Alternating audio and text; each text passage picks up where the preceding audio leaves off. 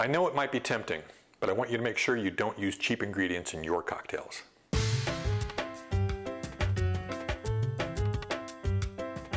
Welcome to the Cocktail Spirit from Small Screen Network. I'm your host, Robert Hess.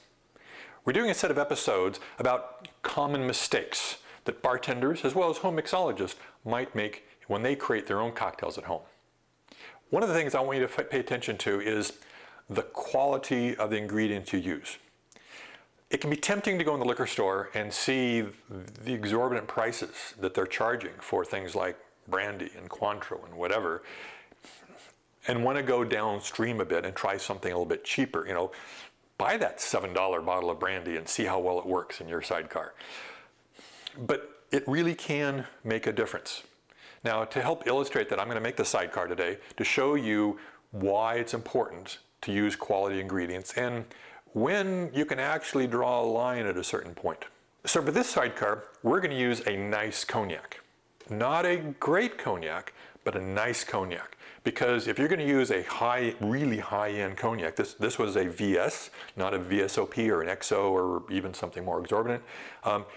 When you go higher and higher up the chain, the sidecar might get slightly better at each level, but you're going to start losing the value out of it. It's kind of like the law of diminishing returns. So spending enough for a VS cognac that tastes good is going to take and do just the right thing for your sidecar. For the triple sec in a sidecar, we're going to use Cointreau. Cointreau is expensive. Matter of fact, in many places, this Cointreau will be more expensive than the cognac you're using. It's a really good quality. If you're to use a cheap triple sec, however, a $7, $8, $9, $10 bottle of triple sec, your drink would be flabby. It wouldn't have that bright, crisp, cool flavor that the Cointreau is going to bring to it. And for the juice in the sidecar, it calls for lemon juice. Some people will use sour mix. You should never use sour mix. Because for one thing, the sweetener in the sour mix is going to compete with the Cointreau, and your drink's going to be overly sweet, or you've got to pull back on the Cointreau in order to take and make properly, or some people would even leave the Cointreau out altogether. So using a cheap sour mix, you're going to destroy the drink. You should also avoid trying to get the bottled lemon juice, because that's been sitting in the bottle for too long, and it's actually been pasteurized, which again destroys the flavor. So use a fresh lemon juice. Some people even say leave the lemon juice sit for up to, but no longer than an hour, because some of the flavors actually start bringing in with some of the oxidation is actually a good thing for a certain amount of time in the lemon juice. But making sure that you try all the ingredients out and know what you're doing. If you want to experiment a little bit, which is a really good thing, try buying some minis. So if you're not quite sure what cognac you want to use, try getting some minis of different cognacs and doing a taste test side by side. You'll immediately see the difference between those. The way I first learned how to do the sidecar was doing exactly that, basically, is trying different ingredients. I tried it with a cheap cognac. I tried it with a medium-priced cognac. I tried it with a high-end cognac. I tried it with triple sec. I tried it with orange curacao. I tried it with Grand Marnier. I tried it with Cointreau. I tried all these different ingredients till I figured out, gee, for me, what tastes like a sidecar is using good cognac, great triple sec, and fresh lemon juice. Let's take a look. Now, since the sidecar was invented in Europe, we're going to use a Parisian shaker, which is similar to a Boston shaker. It's got a slightly different look to it.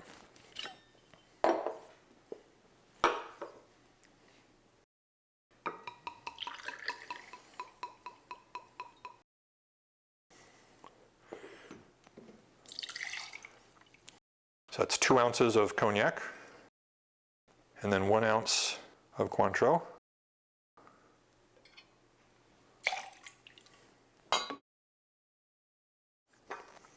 And then a ½ ounce of lemon juice. I like treating the sidecar also as a great introduction cocktail for people that typically don't think they like cocktails. They don't like all that boozy flavor because they're used to things like martinis and Manhattans and tasting those periodic and it's too boozy.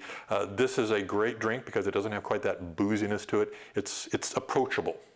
So beginners can really get an understanding of what a good cocktail can be like as long as they have it made properly with great ingredients.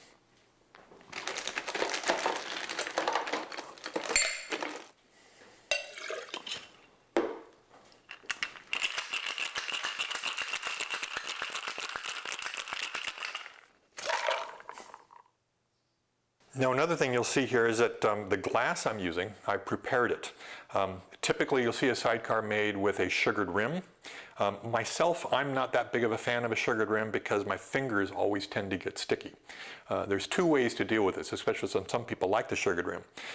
In this case, I took and half sugared the rim. So if you like the sugar with your drink, you can drink it on the side with the sugared rim in. If you don't like the sugar in your drink, you can drink it on the clean side. And another important aspect, and this helps with the sticky finger problem, is you want to prepare the glass ahead of time. I actually prepared this several hours ago, so the sugar had a chance to actually solidify on the outside. So the glass itself is no longer wet, and so we're not going to have condensation dripping the sugar down the outside of the glass onto the stem.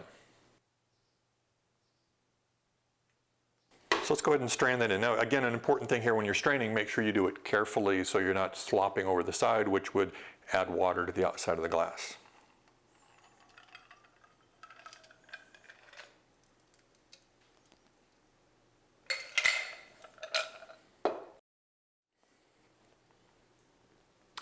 And there we have a Sidecar cocktail made with great ingredients, which results in a great cocktail.